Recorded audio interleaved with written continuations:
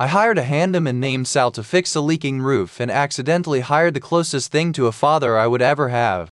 I was 26, newly divorced, drowning in a house I could not afford and could not sell, and everything in it was breaking at once as if the building could sense weakness. Sal showed up in a truck older than me, took one look at my ceiling, and said, "This is going to be a whole thing, kid. Put a pot of coffee on." He was there for 6 weeks. The roof took 2. The rest of the time he found other things, a door that stuck, a fence leaning like it was tired, a garden gone to weeds.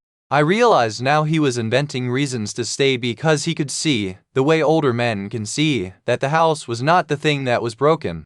He never asked about the divorce.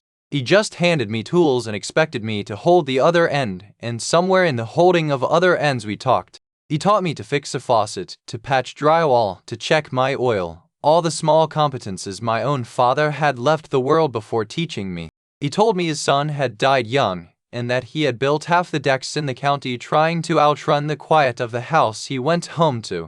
We were 2 people with father-shaped and son-shaped holes, and for 6 weeks we let each other fill them a little. When the work ran out he could not invent more, and we both knew it. On the last day he wrote up the bill, and the total was almost nothing, a fraction of the hours. I said, "Sal, this is not right," and he said, "No, kid, it is exactly right. Some jobs pay you back in ways the invoice cannot hold." Then he gave me his good hammer, the one worn smooth by 40 years of his palm, and said every man should own one thing that has already proven it will last. I still have it. I have used it to build a life he did not live to see, a new marriage, a nursery, a fence that does not lean. Sal passed 4 years after that roof.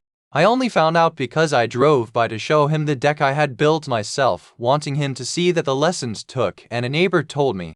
I sat in my truck in front of a stranger's house and cried holding a hammer.